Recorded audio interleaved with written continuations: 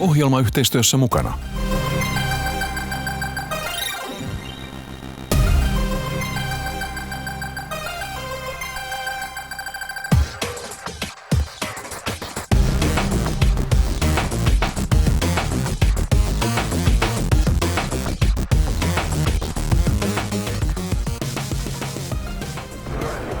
Tervetuloa Score-peliohjelman pariin ja tällä kertaa suoraan Kölniin Gamescomin pelimessuille. Lähes 10 vuoden ajan täällä on pelattu, nautittu peleistä ja tänä vuonna myös e-sportti näyttelee suurta roolia. Tervetuloa Score pariin ja Gamescomiin Kölniin.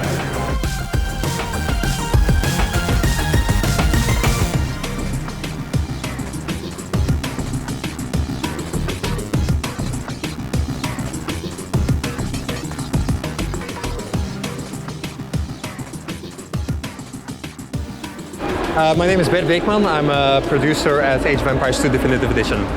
So Age of Empires 2 started way back in 1999, and now we're 20 years later and we're coming out with the definitive edition of the game. We're not just only having the original Age of Empires 2, we're also bringing all the expansions that came out in the past 20 years, which is 5 of them, in one big package. And on top of that, we created one new expansion, which will also be part of the package. You basically have 20 years of gameplay in one game. I think we have to ask the fans, because we have millions of fans. We still have millions of people who play every month this game. And it's so timeless, like the Ensemble Studios way back in the day made such a good game that it still stands the test of time. I don't know why exactly, it's very hard to say why. I would say it's a mix of like history, like people really like to play with their country's history. It's the Middle Ages, you have knights, you have trebuchets, you have all the fun things to play with. And it's just fun gameplay. Like taking down the castle, everyone understands like, hey, that's a fun thing to do. A lot of things. Well, first of all, we have a new expansion, so we have new campaigns, new civilizations that you can play with. We focus this time on Central Asia and Eastern Europe, so that's new in the game. But also all the content from the past 20 years has been remade from scratch. So all the graphics have been redone. We have an orchestral soundtrack. We have the AI is now so much stronger than before. Everything in the game has been touched and remastered completely. Age of Empires in esports is a funny story because when people think about Age of Empires, they think about playing the game way back when they were kids and they were just playing around. But even today, there is a small esports scene in Age of Empires. And actually, next week there's the finals of a tournament. I think it's $60,000 prize pool. And one of the teams, the 3 teams that are invited, is a Finnish team. So even in Finland, Age of Empires is still very, very active. 2 years ago we had Age of Empires 1 Definitive Edition.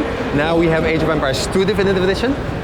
Then in the future we're also going to have 3 Definitive Edition. And then after that, Age of Empires 4. So we still have many years of Age of Empires to look forward to.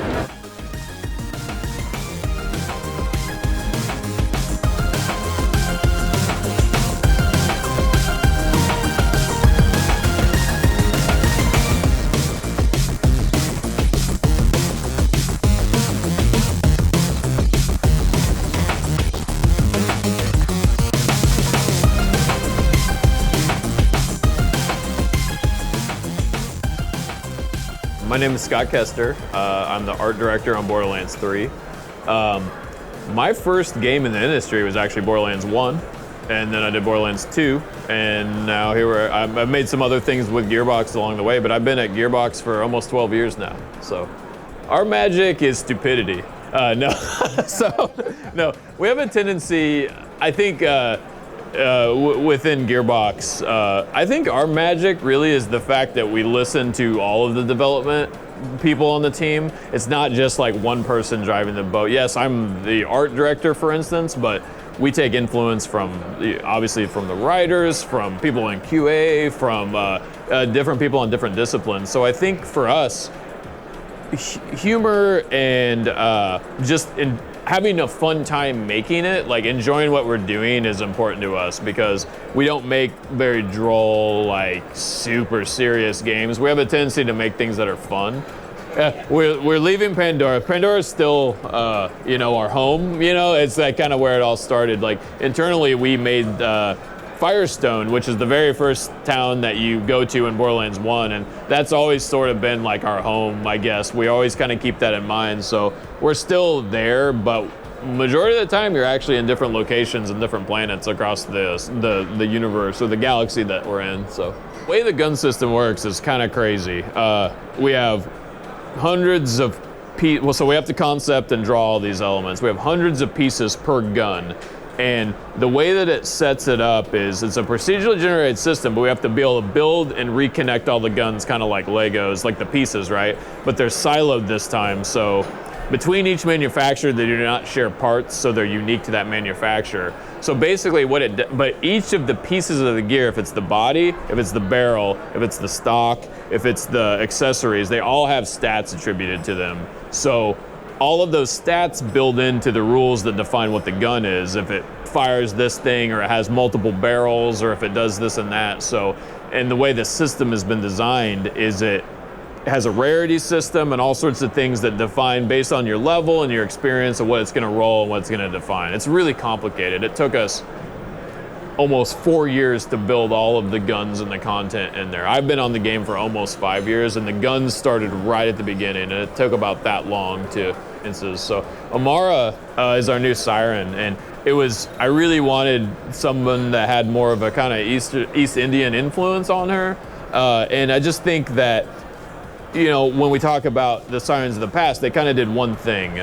Maya could, you know, do the hold. She could do the bubble. You had Lilith that could kind of phase walk, but that was about, you could augment it somewhat. But in this one, having the multiple skills just gives that much more to do. So Amara can phase slam and you know, spawn multiple arms out of her to slam down in the ground. She can cast a version of herself like a Hadouken almost across the battlefield.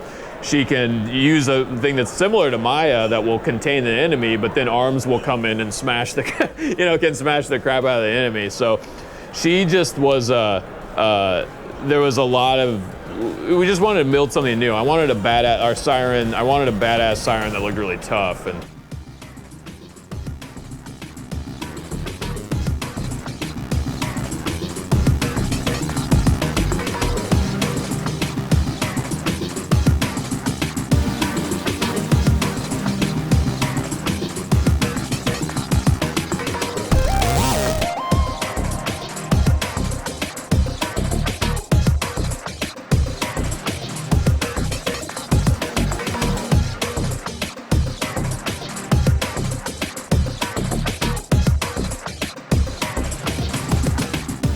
Eli mun nimi on Joel, YouTuben puolella tunnetaan nimellä J-Kokki ja mä teen pääsääntöisesti pelivideoita. No se on, kun nuorempana katsoo muita videoita ja sit saa sen päähänpiston, että voi kokeilla itsekin, että minkälaista se pelivideoiden tekeminen on, ja sit siihen lähtee pikkuhiljaa tekemään ja ottaa muista mallia.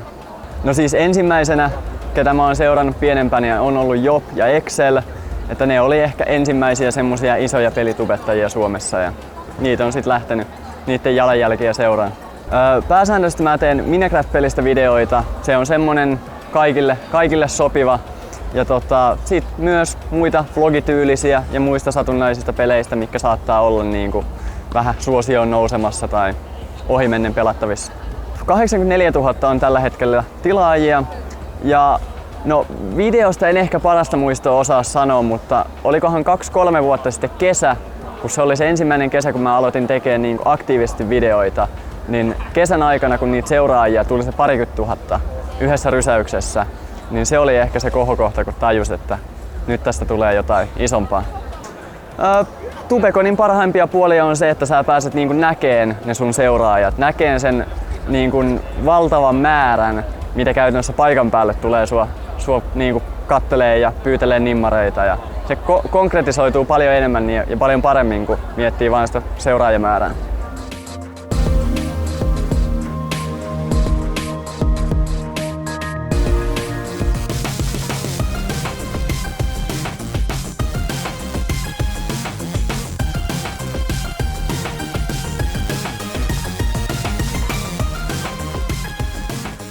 Tietokoneelle saa monia oheislaitteita. Mitkä on ne välttämättömät ja mitä tarvitaan pelaamiseen? Välttämättömimmät tietokoneen käytön kannalta on tietenkin näppäimistö, hiiri ja näyttö, jolloin pystytään katsomaan sitä kuvaa ja saadaan sinne näpyteltyä tekstiä ja ohjattua sitä kursoria. Mutta jos ruvetaan pelaamisen kannalta miettimään, niin sinne löytyy sitten laidasta laitaan, että on ohjaimia, on joystickeja, rattipolkimia, löytyy virtuaalilaseja ja melkein laidasta laitaan löytyy pelitarvikkeita, mitä voi sitten kytkeä tuohon koneeseen kiinni.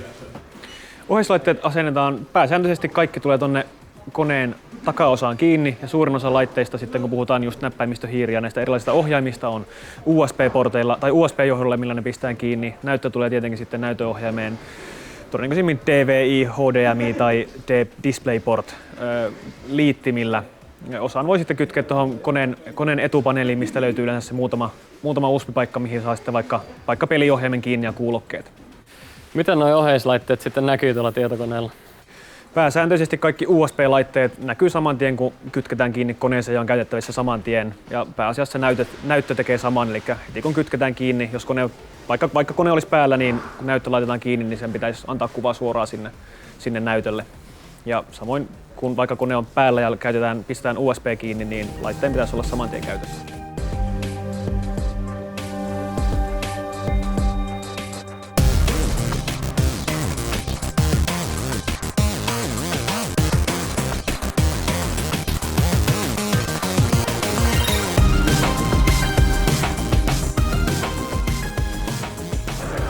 Lähes 10 vuoden ajan Kölnissä ja Gamescomissa on nautittu pelaamisesta, peleistä ja mielenkiintoisista ihmisistä.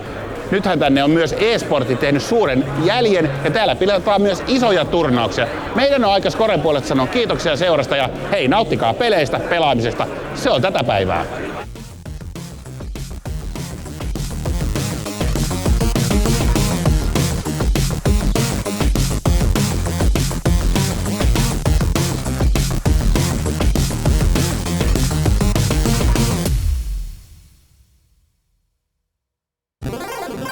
Ohjelma yhteistyössä mukana